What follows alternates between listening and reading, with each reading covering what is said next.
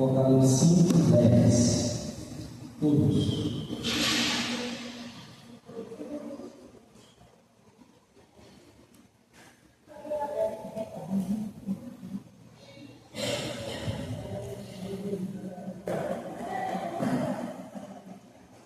Todos acharam, amém? Leamos todos. E para o nosso Deus, nos fizeste reis e sacerdotes, e reinaremos sobre a terra. Amém. Palavra de Deus desta noite. O livro de Apocalipse é um livro muito temido por alguns cristãos, não todos, na sua maior parte.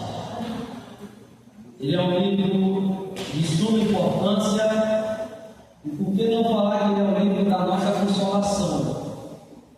Porque nós que servimos a Deus, nós não devemos temer o Apocalipse, nós não devemos temer o que está escrito, nem devemos temer o que ainda vai acontecer. Por que, gente? Porque este livro ele serve para nos orientar e nos ajudar nos maiores momentos de dificuldade. Somente para isso? Não.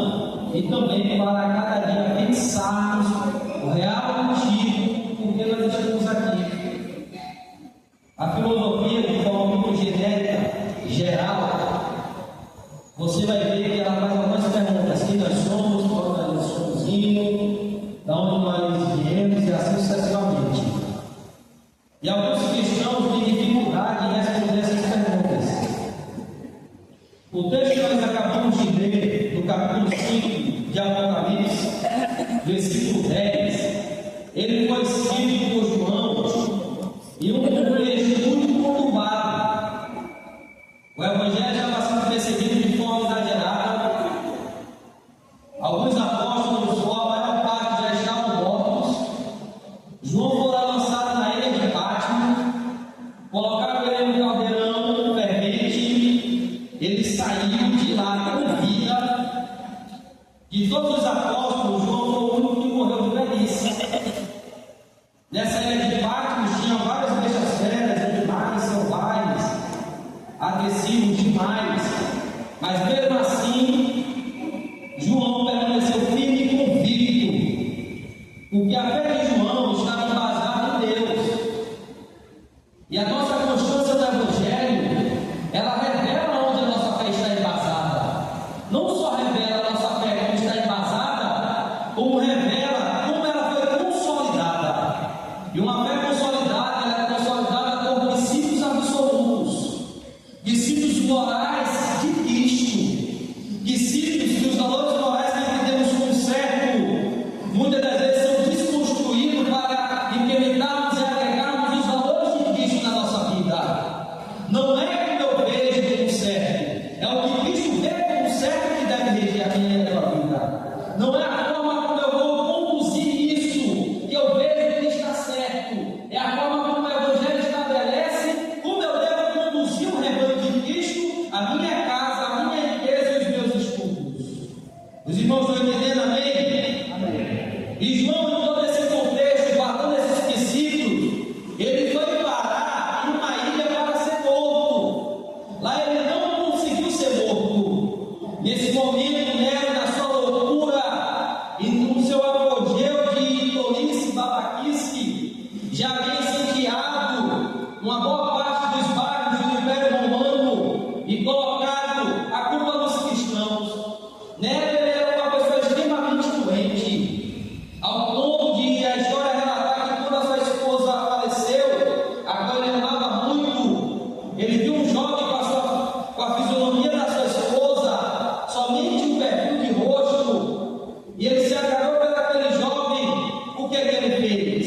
Ele fez aquele jovem eunuco e o violentou pelo resto da vida até aquele jovem chegar ao suicídio. Nero falava que o sangue, que a cor mais bela do vermelho era aquele sangue que era jorrado a partir do momento que alguém era ferido. Por isso que ele tinha prazer em matar animais no cenáculo do palácio, e também tinha prazer em ver cristãos sendo mortos por leões. Nero era uma pessoa totalmente como o anticristo,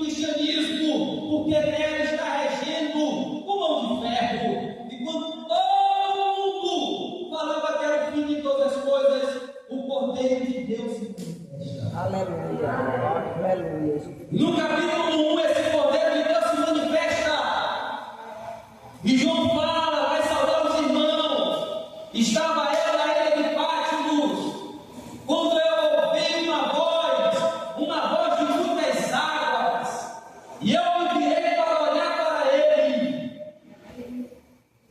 E quando ele se vira, ele vai descrever os seus cabelos grandíssimos, reluzentes, os seus pés como latão ou como cobre reluzente. Da sua boca saiu uma espada afiada, e mais afiada do que uma espada de 2 gumes. E quando eu olhei para ele, eu vi, e ele estava nos 7 castiçais. E quando eu olhei e o vi, caí como morto. Isso está no capítulo 1 de Apocalipse. Irmão Tiago, eu não entendi. O controle da história, da vida, da tua vida também, nunca esteve nas nossas mãos. Por mais poderoso que o homem seja, por mais organizado que a esposa seja, que o esposo seja, por mais bom administrador que seja, escute e internalize essa mensagem. O controle da vida do homem, ele pode negar a Deus, pode ser um satanista, pode fazer o que for, nunca está nas mãos do homem, está nas mãos de Deus. Aleluia.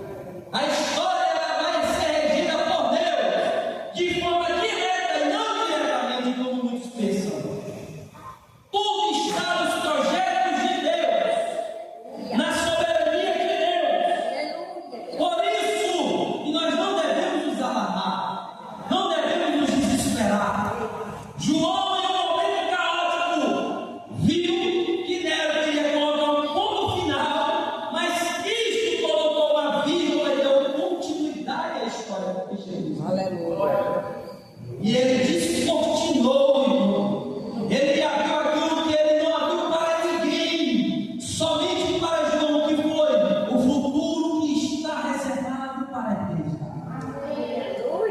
E deixa eu lhe dizer, quando chega os demais capítulos, você vai ver as 7 igrejas do Apocalipse, e você vai ver 2 repreensões: a Laodiceia, a Sardes, a Esmirna, a Pérgamo e a Caés, e assim sucessivamente. Somente Filadélfia era elogiada nesse momento.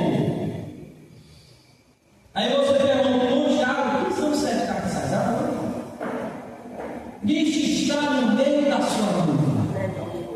Quando João vê, ele está dizendo, ele está presente no nosso mundo. Aleluia.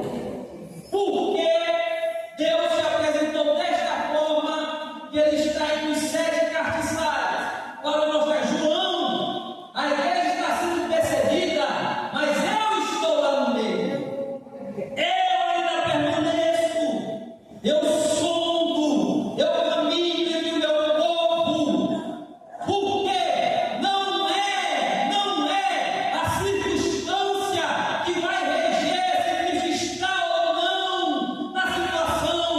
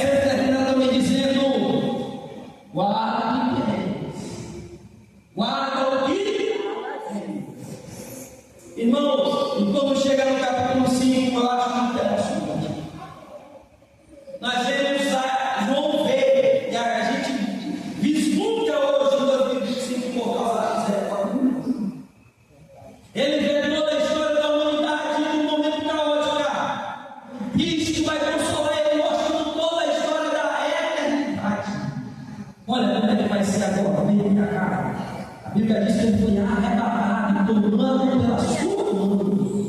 Era como se o Cordeiro de Deus tivesse pego na sua mão e estava conduzindo João, e onde João olhava, ele vai narrando o que ele vê. Eu gosto que a texto é muito fácil, que eu olhava e escrevia o que eu ouvia e via. Está vendo, João, como é que vai ser? Isso não é o fim. O fim já é glorioso. Qual é o nosso fim? É a eternidade. Aleluia. Por que ele mostrou isso? Porque nós somos seres humanos. Vamos lá, para Lucas no capítulo 5. Por que ele mostrou a eternidade para João? Porque nós somos racionais e agimos mais pelo que vê, mesmo com uma fé muito firme em Cristo. Na sua maior parte, nós somos fracos, pequenos, limitados e queremos evidências. E quando ele mostra, João, o final é esse. Mas antes de chegar ao final, vai acontecer tudo isso. O que é, Senhor? Esse desastre. Vai acontecer mais morte. Vai acontecer uma pandemia tão grande que ela vai durar mais de 100 anos, João. E qual foi essa pandemia? A peste? Ela durou mais de 100 anos na história. Muitos vão morrer. E a igreja vai continuar ativa. A nossa durou pouco tempo. E quando chega nesse momento, João vai para aquilo que nós chamamos do ápice do Evangelho, ou resumo do Evangelho no capítulo 5. Ele vê o que estava sentado no trono, e tinha um livro, e todos choravam. Todos choravam. Os que estavam nos céus, os que estavam na terra, e os que estavam debaixo da terra, eles choravam. Por quê? Porque neste livro, o texto é lindo e fala assim: e ele era escrito por dentro e por fora. O papiro antigamente era escrito só por dentro, mas há um momento que ele escreve por dentro e por fora. Ele quer escrever, e o autor da vida, o Cordeiro de Deus, ele narra e escreve a história conforme os seus padrões e paradigmas. Aí quando todos choravam, João fica triste. O homem está arrebatado, o homem está tendo uma visão, mas ele fica triste. Aí o texto vai dizer assim: ninguém no céu, nem na terra, nem debaixo da terra pediu, e nem olhar para ele. Ora, irmãos, isso é coisa grande. Aleluia. Só tem um ser que nós não devemos olhar. Não é que não devemos, nós não temos capacidade de olhar para ele. É Deus. O povo perguntou: já que se deu esse na terra, todo mundo ia ser morto.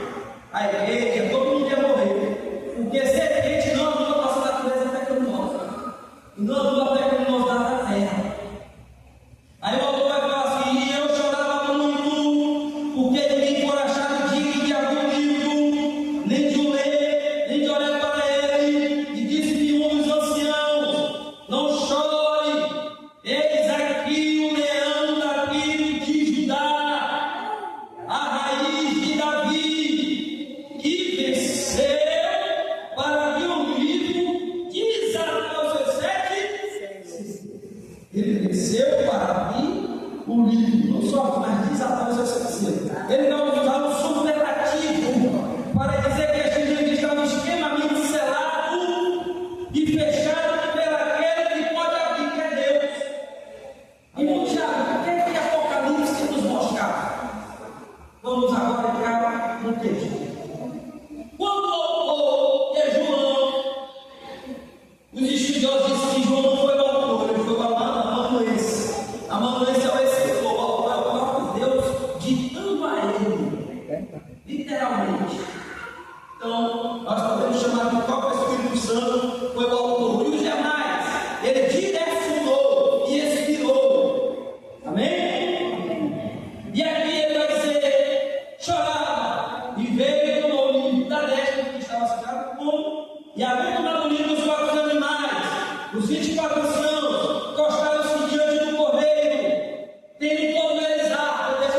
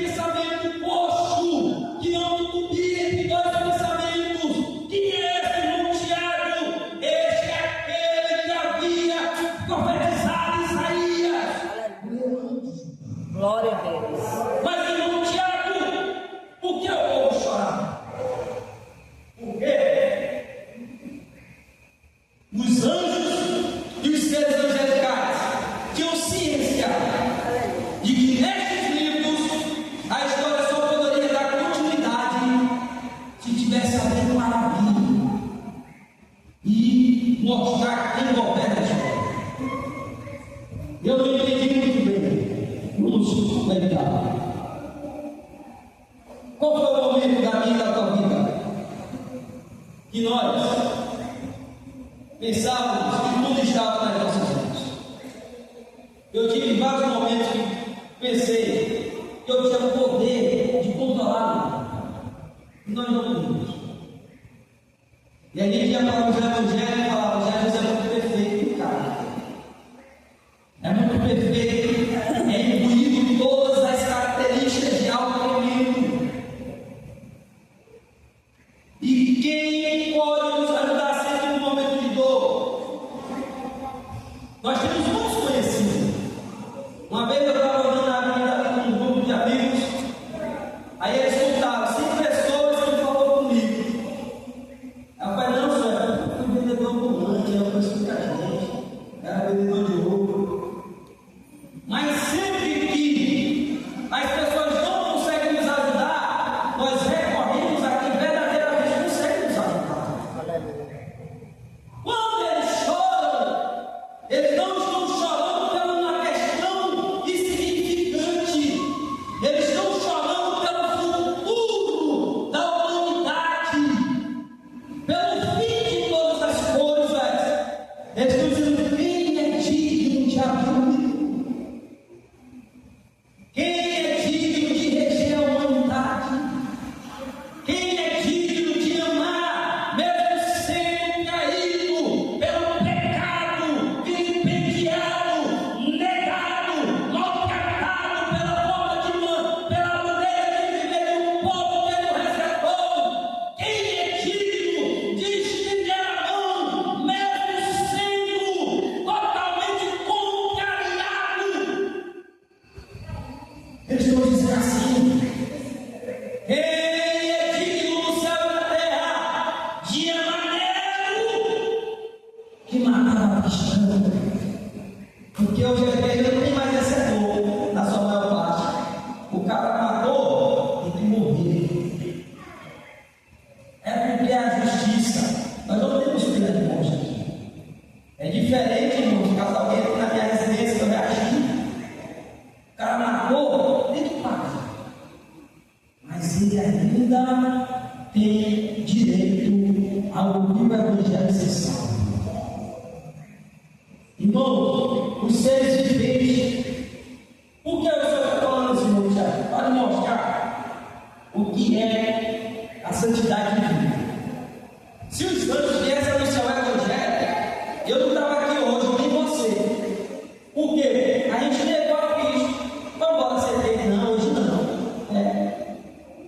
Mas pela santidade tão alta e o zelo tão grande, eles nos matariam de forma automática. Eu sempre estava que negamos o poder de Deus. E eles não querem mais dia, eles até algo tipo, o texto lá está esse.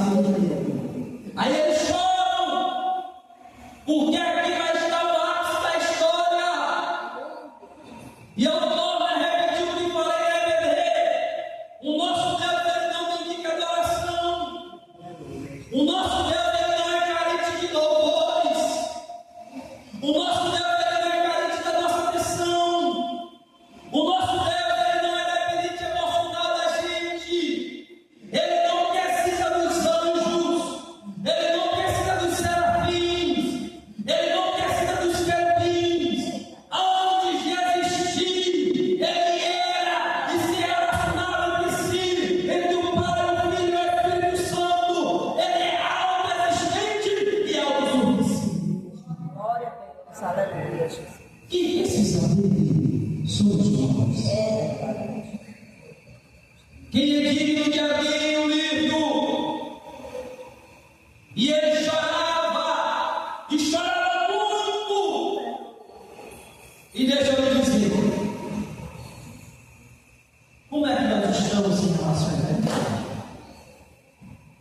Na correria do dia a dia, das bênçãos de Deus chegando na nossa vida, nós temos muitas perspectivas de vida, vários projetos mirabolantes e gigantescos. É estudar, é trabalhar, é dedicar a família, é trabalhar para ter uma boa família. E a eternidade é onde fica. Porque aquele que é digno de abrir o selo, ele abriu. E por meio dessa abertura ele mostrou que ele continua sendo o redentor e o resgatador do seu povo. O soberano Deus, ele contém todo o poder nos céus e na terra. E por meio disso, o que acontece no Tiago? Ele nos transformou em reis e sacerdotes. E reinaremos sobre a terra. E aqui eu quero chegar, para que eu vou encerrar, eu vou falar dos demais versículos. Eu pulei muita coisa. E eu vou falar do versículo 10, rapidamente. Reis e sacerdotes. Infelizmente, a maior parte tem perdido a noção do reino. É um ativismo muito grande na igreja. É uma correria exacerbada. Alguns se ajoelham de forma automática. A gente se levanta, eu digo por mim, eu me levanto, já estou automático pegando meu material, colocando na bolsa. E eu pensava esses dias acerca da eternidade. Meu Deus, aconteceu tanta coisa para o Evangelho chegar até nós. E o Senhor nos fez reis e sacerdotes. E deixa eu dizer, irmão Tiago, por que ele nos fez? Porque aqui entra a teologia do que nós chamamos de já e ainda não. O que é o já e ainda não? Ele nos fez, mas não na sua totalidade. Ele não implementou o reino na sua totalidade. Ele não executou o reino na sua totalidade. E tem muita gente perdendo o foco do reino. Nós não podemos perder o foco do reino. Que nos falte tudo, mas que não nos falte a esperança eterna. Aleluia. Nós vamos estar diante do poder de Deus. Nós vamos prestar conta diante dele. O Evangelho tem que estar pulsante na nossa alma. As boas atitudes, as boas dedicações, a motivação verdadeira tem que estar evidenciada na nossa maneira de viver. Ninguém aqui tem que usar aquele jargão esquerdista que lá fora não serve, mas na igreja tem que servir. E qual é o jargão esquerdista? Ninguém larga a mão de ninguém na igreja. Todos nós somos dependentes do Evangelho. Todos nós somos dependentes do Reino de Deus. Aqui ninguém é maior ou pequeno. Todos somos colocados em pé de igualdade. E quem não tiver alinhado no reino, ou salina, ou lançado fora, segundo a Bíblia Sagrada. Aleluia. Glória a Deus. Nós podemos viver. É muito capaz, diz Danilo, mas ele sonda a verdadeira motivação. Ele sonda a verdadeira missão. A oferta que eu trouxe hoje, você trouxe, ele sonda como nós ofertamos. O nosso dízimo, como nós devolvemos, ele sonda como nós dizimamos. Ele sonda a intenção da oração. Ele sonda a intenção do bom dia. Ele sonda a intenção do se congregar. Ele sonda tudo isso. Tamanho importante diante dele. O louvar, o pregar, o anunciar o Evangelho. Ele nos fez reis, espiritualmente sacerdotes. Porque ele nos colocou entre os riscos. E o povo que está correndo as alturas da terra. Esqueça que somos nós. Não preciso ter um cargo político para ser alguém de valor para Cristo. Não preciso ter uma renda elevada para ser importante para Cristo. Ele nos vê, nos sonda e nos conhece. Aleluia. Irmãos, o Evangelho, como disse S. Lewis, ele é puro e simples. Ele é fantástico. Irmão Tiago, que aquele fez isso para a gente reinar diante dele, com ele, sobre a terra. E o que mais? Devoção. Eu não sei como vai acontecer. Aí eu lembrei até do Chicó, do João. Eu não sei como, só sei que foi assim. Eu não sei como vai acontecer. Quem morreu no Chico, que morreu no acidente da Chapecoense, que morreu nos maiores maremotos, terremotos, no Ocidente, no Oriente, eu não sei, que morreu nas maiores guerras da história, que morreu lá na época de Abraão. Hoje não tem mais o solo original, não sei. Eu sei que ele vai abrir a sua boca e vai falar assim: ó mar, tende conta de todos os mortos que caíram sobre ti. E o mar, segundo o texto, ele dará conta de toda a alma que caiu sobre ele, que desapareceu de triângulo, os aviões que caíram, quem foi engolido, quem morreu afogado, todos vão ser reestruturados para se apresentar diante do Cordeiro, porque ele só é digno de adorar. Aleluia, irmãos, é impossível alguém se reconstruir. O texto vai dizer lá na frente que no abrir da sua boca os céus vão se enrolar como se enrola a cortina. Você já enrolou a cortina, mas é bem rápido, muito ligeiro. Quando ele abrir a sua boca diante do julgamento, os céus e a criação vão tremer. Porque ele é grande. E nós vamos nos curvar diante dele em adoração. Vale a pena servir Jesus. Irmão Tiago, nós vamos viver até quando eu não sei. Eu não sei até quando nós vamos chegar em 2050. Eu não sei se eu e você vamos estar vivos em 2022, 2025. Nós anelamos a viver muito tempo. E não importa quanto tempo nós iremos viver, se não vivemos para Cristo, para a sua glória. Mas deixa eu dizer, melhor é viver um mês totalmente sendo devoto a Ele do que viver 60 anos sendo devoto a Ele verdadeiramente. Não vale a pena. Como sua cabeça? Aleluia, Jesus. Se Deus é grande, eu costumo falar, aonde eu vou andando de forma aleatória, é bom ser grande. Quantas vezes eu acordo e isso sai da minha boca, eu fico meditando nessas palavras. É bom servir a Deus, é bom ser devoto a Ele. Nós vamos continuar firmes no Evangelho. Ei, vocês veem, sacerdote serve, sacerdote trabalha, sacerdote se dedica, sacerdote oferece oferta.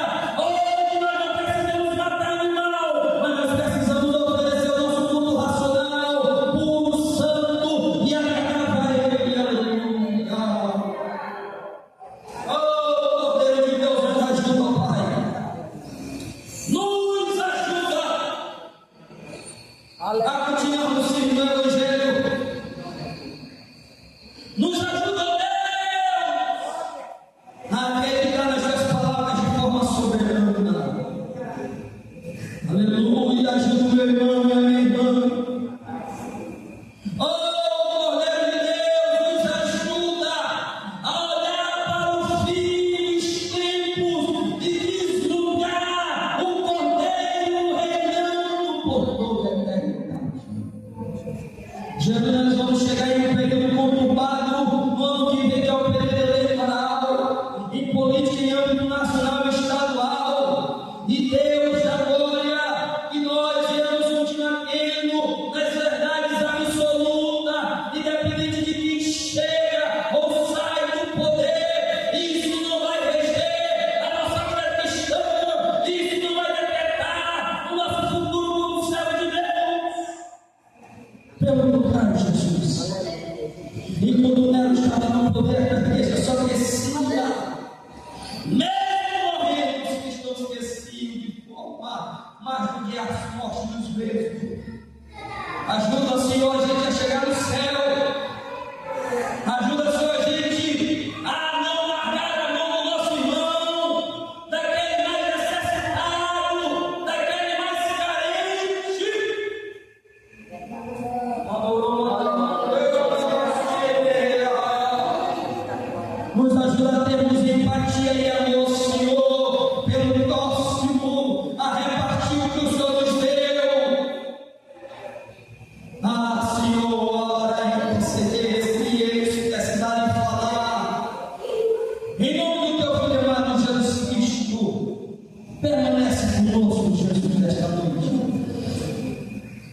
Nós estamos aqui porque nós te amamos. O Senhor se revelou à nossa alma. O Senhor nos tirou do lamaçal, do pecado. Nos resgatou. Como é bom te servir. Hoje nós choramos de alegria pelo Cordeiro de Deus. As tuas promessas sobre as nossas vidas estão de pé. Aquilo que o Senhor prometeu está de pé. O Senhor vai nos capacitar. O Senhor vai nos direcionar. O Senhor vai mover o tempo, a circunstância, a boa obra que o Senhor começou na vida, no teu povo, na congregação Siloé. O Senhor vai terminar. Porque a tua palavra não cai por terra. Em nome de Jesus, o Senhor continua conosco. E em nome de Jesus, amém.